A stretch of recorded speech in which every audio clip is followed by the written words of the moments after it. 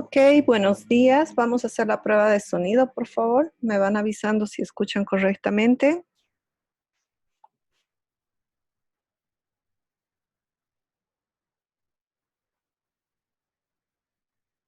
Yo escucho, doctora. Gracias, Walter. Buen día, doctora. Buenos días a todos. Perfecto, Pablo también ya estás. Qué bien que hayas ingresado. Ya tenemos 13 participantes. Y bueno, vamos a pedirle a Walter, por favor, que desactive su micrófono para que podamos avanzar un poquitito. Ya después yo les abro el micrófono para que puedan aclarar dudas y podamos interactuar un poquito. ¿Ok? Bueno, voy a compartir la presentación. Vamos a recordar un poquitito también de dónde nos hemos quedado. Ok, bueno, vamos a hacer la bitácora. Buenos días, chicos, chicas. Es viernes 27 de marzo, 8 de la mañana. Estamos empezando con la clase virtual de bioestadística. Hoy nos toca ver la parte de la graficación de la información, los diferentes tipos de gráficos que vamos a utilizar en estadística descriptiva. Posteriormente vamos a tener, cuando estemos en el hito, finalizando el hito 3, iniciando el hito 4, vamos a tener otro tipo de gráficos para lo que es la estadística inferencial.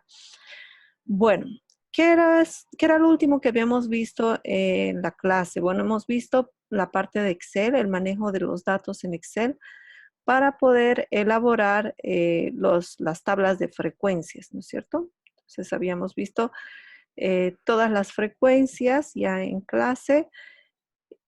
Teníamos una variable, que en este caso podría ser, por ejemplo, consumo de botellas de agua. Teníamos 2, 3, 4, 5, 6 botellas.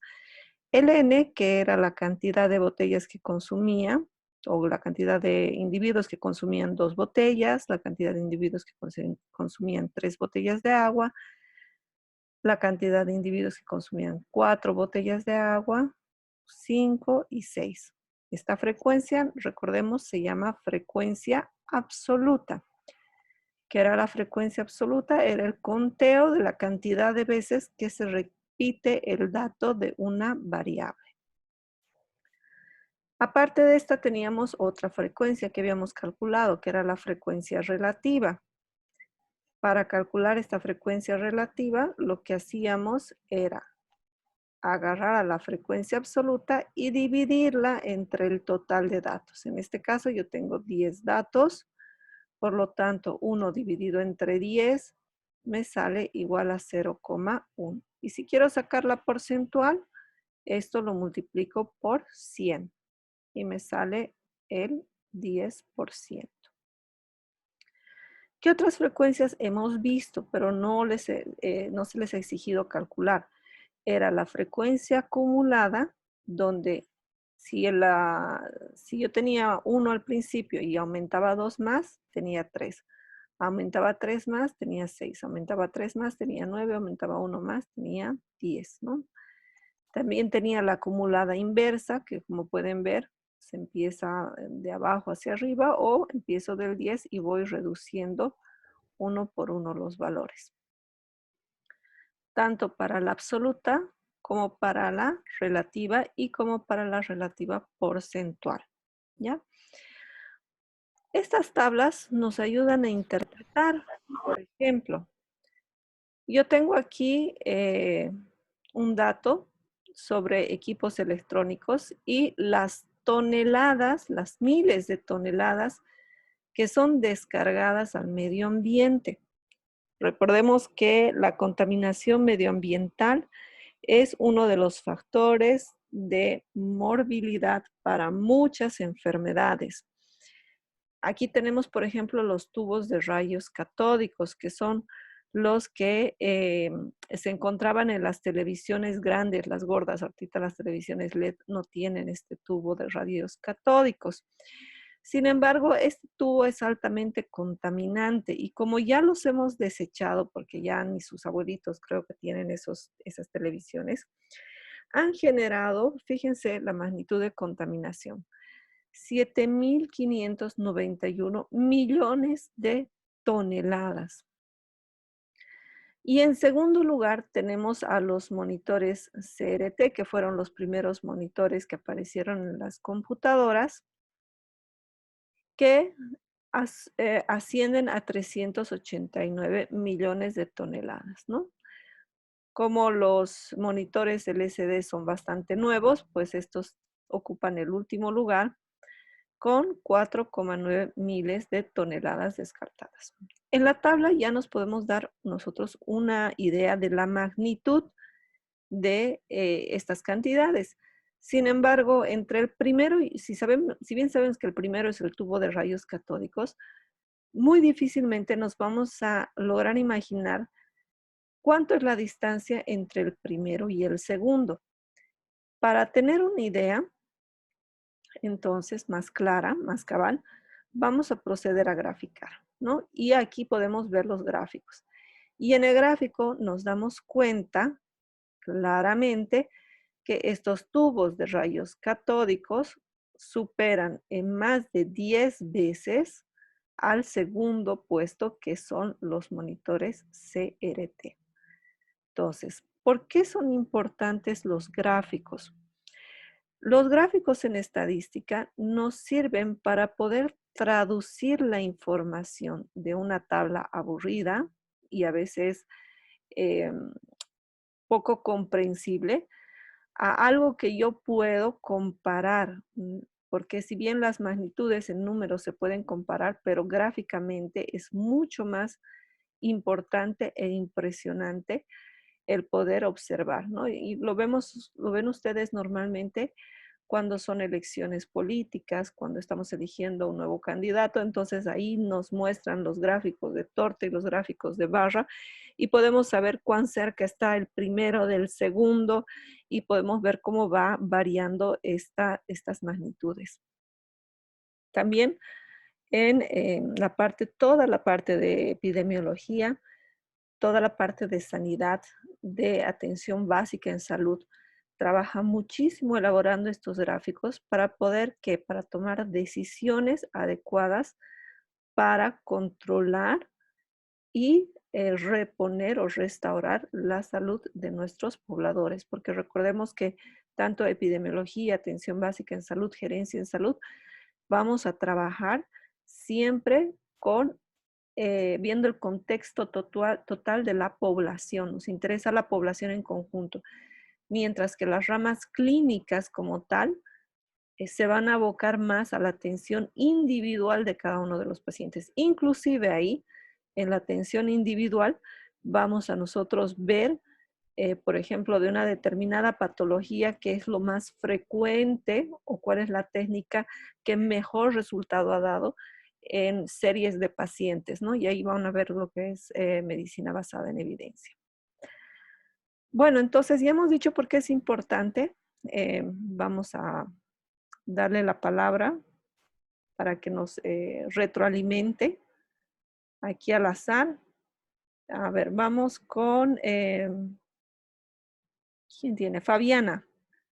Fabiana, ¿nos puedes explicar nuevamente por qué era importante los gráficos?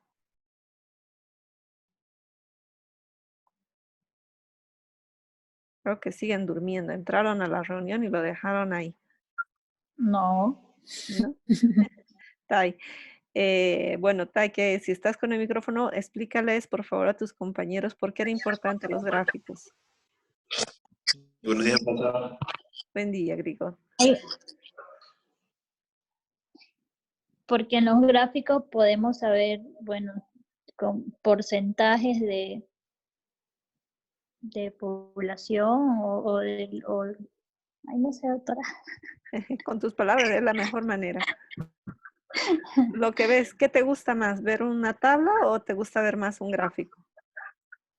Creo que más un gráfico.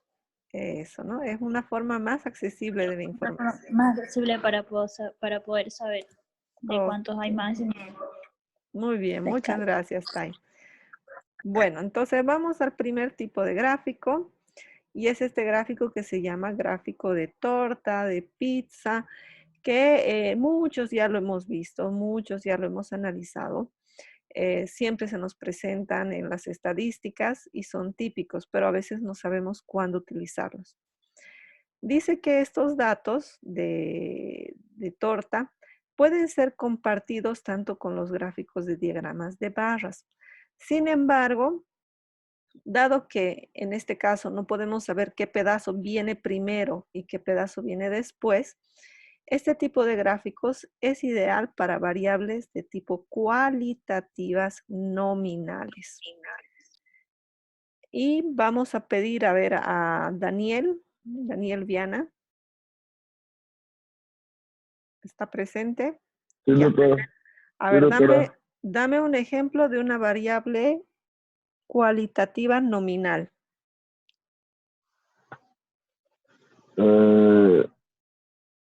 Monitores celulares puede ser estos ejemplos que tiene Sí, pero acá. de su práctico que han hecho, ¿cuál es el primer nominal que aparece? Sí hicieron el práctico, ¿no? Tubo de... ¿Cómo?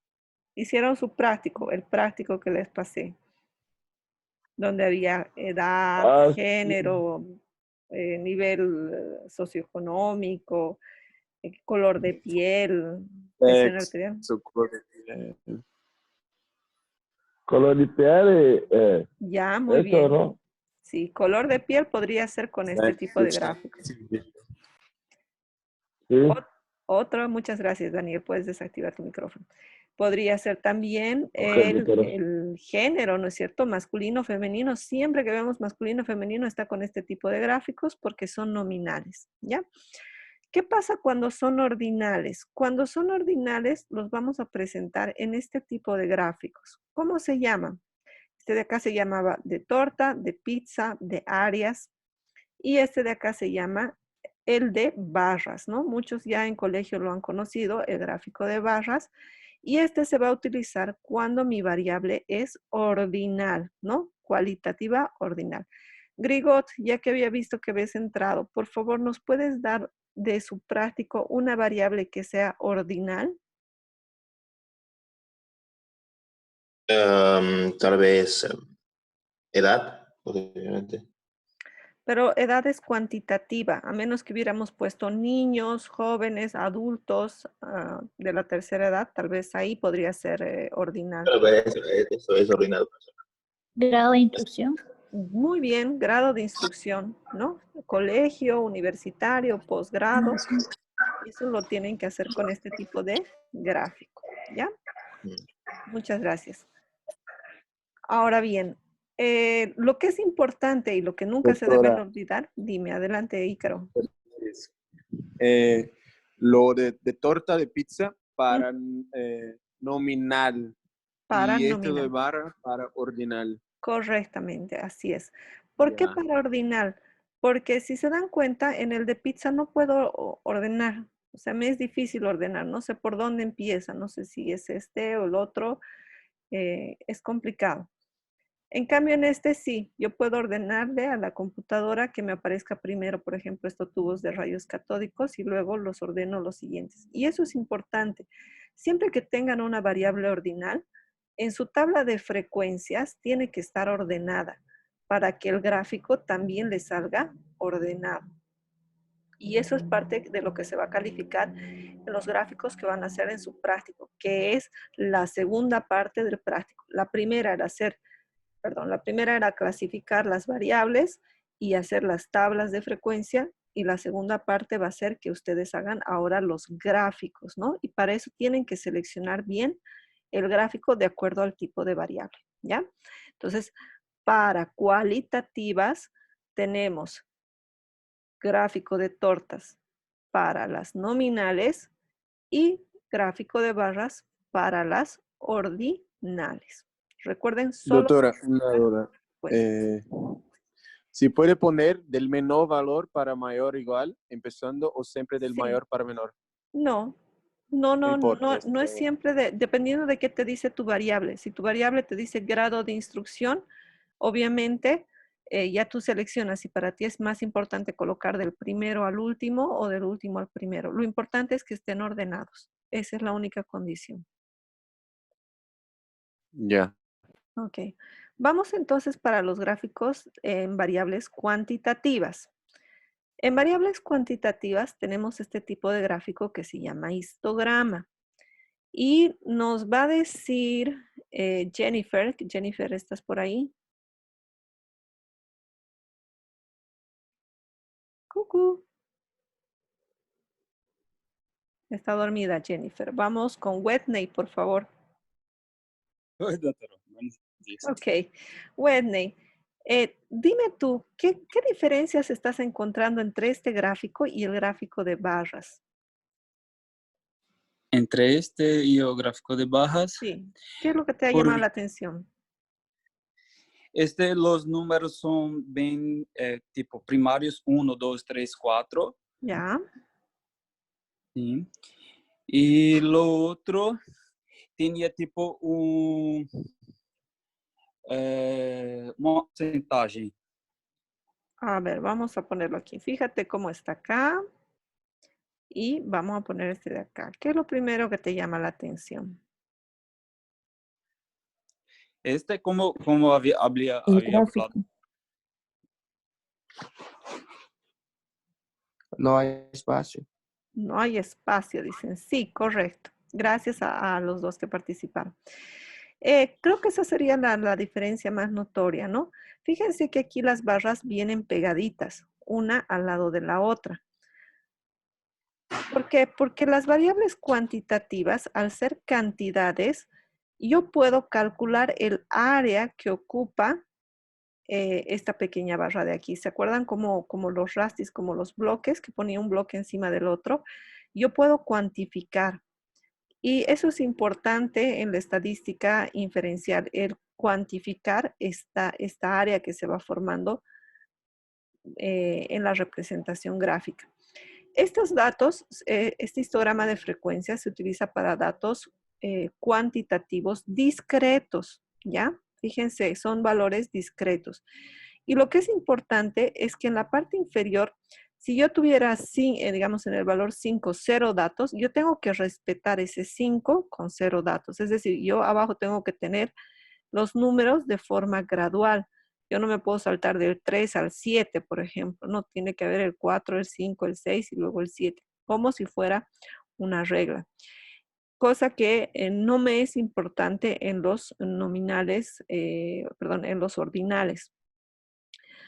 Y tanto los ejes cartesianos, esto está en un eje cartesiano, donde en la X yo pongo la variable con los valores de la variable y en el eje Y voy a poner la cantidad del conteo o la frecuencia. Ahora, algunos me dicen, doctora, ¿es con la frecuencia absoluta o con la relativa? Con cualquiera de las dos, pero no con las dos al mismo tiempo, ¿ya? Solo con una. Pueden hacerlo. En este caso, no sé si alguien se anima y lo puede ver y me dice si este gráfico está hecho con la frecuencia absoluta o con la relativa.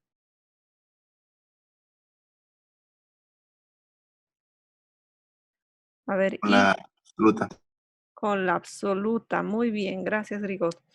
Está hecho con la absoluta, porque si sumáramos los valores, fíjense que aquí tengo 8, si sumara 8 más 1 son 9, ¿no? Más 1, 10 y ya todo lo demás estaría por encima de 10 y obviamente no alcanzaría 100, ¿no?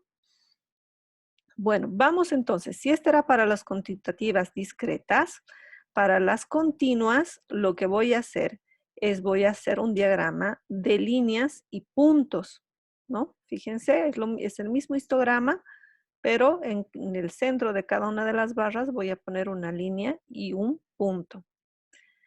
Cuando yo tengo una imagen geométrica elaborada de esta manera, de forma irregular, esto no es un cuadrado, no es un triángulo, ¿qué denominativo tiene geométricamente?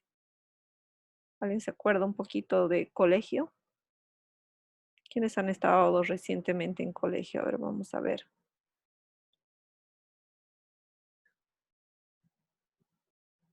Juliana. Sí, doctora. ¿Tú sabes cómo se llama esta figura geométrica de forma irregular? Cuando es una figura geométrica irregular. No me recuerdo. Ya. Cuando hay uno solo es uni, ¿no es cierto? Y cuando hay muchas Sí. cosas, ¿cómo sería el prefijo latino que se Mucho. utiliza? Poli. Poli, ¿no es cierto? Poli. Entonces, este es un polígono de frecuencias, ¿no? Aquí lo pueden leer, polígono de frecuencias. Poli porque tiene muchos puntos y muchas líneas. Este polígono de frecuencias, entonces, lo vamos a utilizar. Muchísimas gracias por tu intervención. Lo vamos a utilizar cuando nuestras variables sean continuas. ¿Por qué motivo? Porque si yo tengo, por ejemplo, el 2,5, fíjense, 2,5, yo no voy a asumir ni el valor del 2 ni el valor del 3, sino un valor intermedio, ¿ok? Entonces, eso es importante porque me va a demostrar cómo va subiendo el gráfico. Y yo creo que si ustedes se van a los gráficos de mortalidad y de avance de la enfermedad del coronavirus, lo que nosotros llamamos como canal endémico. Entonces, ahí nosotros vamos a poder ver estos polígonos de frecuencias y cómo se están distribuyendo, ¿ya? Entonces, ya tienen las 4 variables y ya tienen los 4 gráficos para cada una de las variables. Gráfico circular para nominal, gráfico de barras para ordinal, histograma para discretas y polígono de frecuencias para continuas. Los 4 los encuentran en el Excel, ¿ya? Ok, bueno, entonces, ¿preguntas hasta acá? No, doctor. ¿Tranquilos? Ok, bueno, tenemos casi 15 minutos más y vamos a ver por qué es importante este polígono de frecuencias. Resulta que la forma que tome este polígono de frecuencias o este histograma, ojo, solamente hablando y únicamente hablando de valores cuantitativos, ocurre esto, genera una forma, ¿no es cierto? Una forma que se llama una curva de densidad. Si nos acordamos que era densidad, es masa sobre volumen. Entonces aquí tenemos un volumen que se está acumulando y esa es una masa. Entonces, esta curva de densidad me da mucha información, aparte de ver cuánto tiene cada uno de los valores, me da más información todavía. Y tenemos varias curvas de densidad, de acuerdo a la posición del centro, fíjense el centro que es donde más se acumula, donde se ubica esta mayor densidad, y a la distribución de los valores que están lejos de ese centro. Entonces vamos a ver la primera que se llama forma de campana, que es esta de acá. Cuando su histograma o su polígono de frecuencias le sale de esta forma, como una montaña, como una campana, es simétrica, quiere decir que el centro se encuentra justamente a la mitad. La porción derecha y la porción izquierda son exactamente iguales, son como una imagen del espejo, ¿no? Si pongo aquí un espejo a la mitad, me va a reflejar la otra mitad. Esto me está indicando que la variable que yo he analizado no se encuentra influenciada por ningún otro factor más que por la misma variable. Y me estaría diciendo que mi muestreo no tuvo ningún error y que esta variable se comporta de una forma normal, esperada, predecible, ¿ya? ¿Cuándo vamos a observar este gráfico? En pacientes normales, ¿no? Yo les mido la presión arterial y si el paciente es un paciente normotenso, durante la noche va a bajar un poquito su presión arterial, pero la mayor parte del tiempo va a estar en la presión arterial normal. Y puede ser que por alguna actividad física o algo suba un poquito su presión arterial, pero nuevamente vuelve al valor fisiológico normal. Esto ocurre porque el cuerpo humano tiene sistemas de homeostasis Y en la naturaleza también existe esa homeostasis. Si yo veo, por ejemplo, las frecuencias cíclicas del mosquito Aedes aegypti, yo sé que en época de lluvias voy a tener muchos mosquitos y en época muy seca voy a tener una disminución de mosquitos. Ya al inicio de la lluvia voy a tener igual pocos, pero cuando ya la época de lluvias está muy elevada, voy a tener una gran cantidad de mosquitos. Y eso es muy, muy importante porque me está dando un buen diagnóstico de mi trabajo. Quiere decir que yo he hecho mi trabajo como debería haberlo hecho. Y si se acuerdan las elecciones de Bolivia, cuando dijeron que Evo Morales había hecho trampa, era justamente porque estadísticamente los gráficos que se han sacado no seguían esta distribución que era normal, o sea, tenía una distribución anormal, que es esta que vemos acá. Entonces, extrañamente, en 10 o 15 municipios había tenido el mismo valor y la probabilidad para que sea el mismo valor en los 10 municipios era pues extremadamente baja. Yo les digo un ejemplo. Ustedes agarran su esfingonanómetro aneroide y le miden la presión a su hermano y sale 120. Le miden la presión a su abuelo, que saben que es hipertenso, le sale 120. Le miden la presión al perro y sale 120. ¿Qué está mal?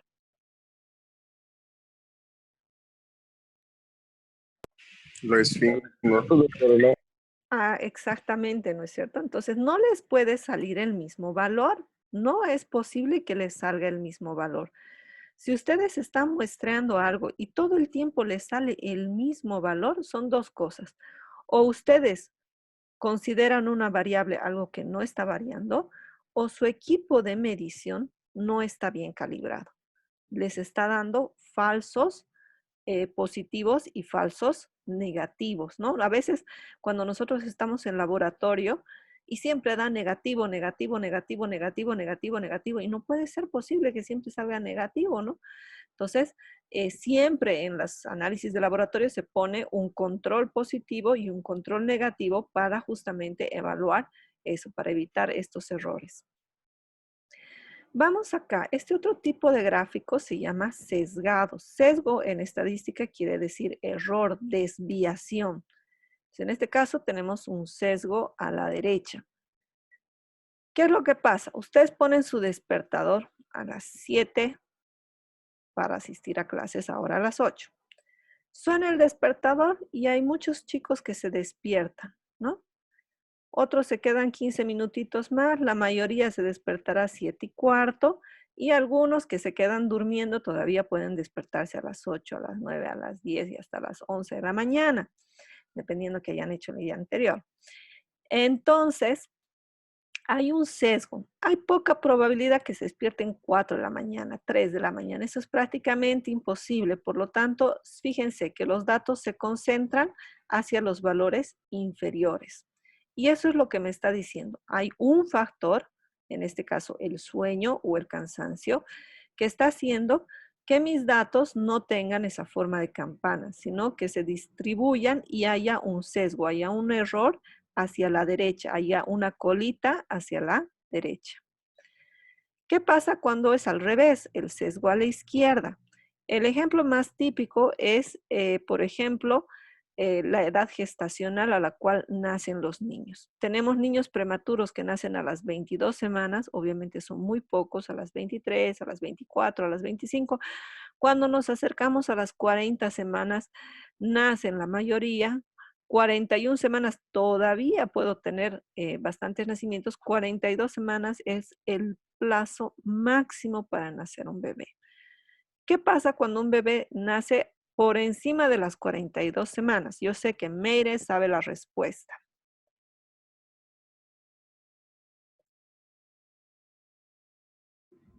Es normal.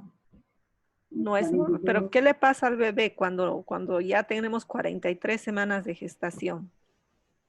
Hay problemas, principalmente neurológicos, risco de muerte. De hecho, ya la muerte es casi inminente, ¿no? A las 43 semanas, lo que sucede es que los pulmones, muchas gracias, Meire, los pulmones ya están maduros, ya tengo la sustancia surfactante ahí, Por lo tanto, el niño va a necesitar el oxígeno. ¿Y qué hace? ¡Ah! Aspira, no por la nariz porque la tiene tapada, pero sí por la boca. Aspira y ese líquido amniótico que antes entraba a pulmón y no hacía nada, ahora por la sustancia surfactante, como los bronquios están abiertos, ingresa el líquido amniótico a bronquios y el niño se ahoga, se muere por una broncoaspiración. Y si no lo mata el líquido amniótico en los pulmones, pues lo termina matando el meconio. ¿Qué es el meconio? Es la caquita del bebé, que esa caquita del bebé el niño se lo broncoaspira y eso termina de bloquear todos los bronquios, todos los bronquiolos, todo el árbol bronquial y el niño fallece. ¿Ya? Entonces tenemos una muerte neonatal y ese sería el impedimento que está provocando que no tengamos mayores nacimientos por encima de las 42 semanas de gestación. Fíjense, puedo permitirme hasta las 22 semanas, desde las 22 semanas, el pico se da alrededor de la semana 40 y finaliza en la semana 42. ¿Ok?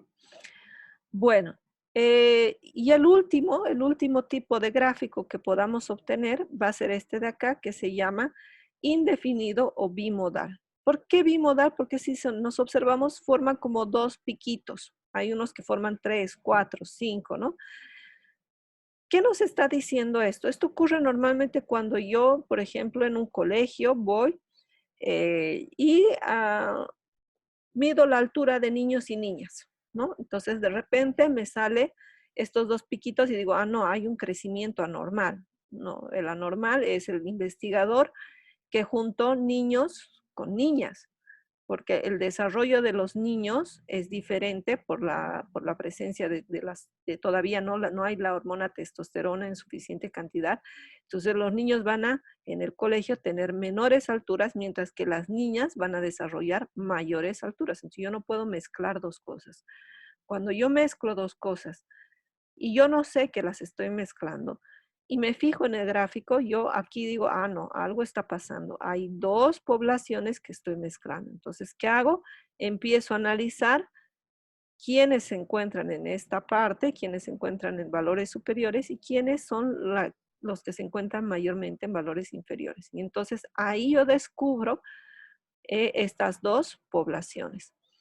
Ocurre normalmente cuando yo empiezo a analizar una población. Primero hago un diagnóstico general y después empiezo a descubrir estas variantes y al analizar puedo encontrar, por ejemplo, esto, ¿no? Que les estoy diciendo, que niños tienen valores distintos a niñas, que puede haber una población, por ejemplo, en las personas depresivas que puedan tener muy bajo peso y otras que tengan muy elevado peso, y es porque hay un trastorno alimenticio asociado a problemas de depresión que normalmente se van reflejando cuando nosotros hacemos las estadísticas. ¿Para qué nos sirve? Para tomar decisiones. ¿Ok?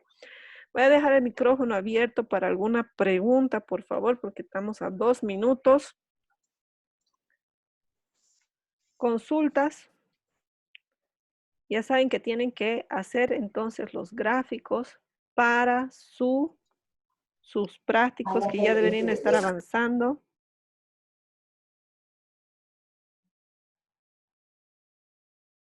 Mejor clase, no sé. El tema de gráfico, ¿me lo puede reenviar al grupo, doctora? Ya, se los envío. Se los reenvío. Gracias. Ok, vamos entonces por la lista. ¿Dónde están los datos, no? ¿Ese? Ajá, ajá. Sí. ¿Hasta Alexander, cuándo puede subir, doctora? está programado en su carpeta hasta el 10 de abril. Ya, pero vayan haciendo, cada clase que avanzamos, vayan haciendo porque voy a ir aumentando la tarea. O sea, ahora estamos haciendo gráficos, luego vamos a ver otro tipo de medidas y van a tener que hacer más trabajo. Sí.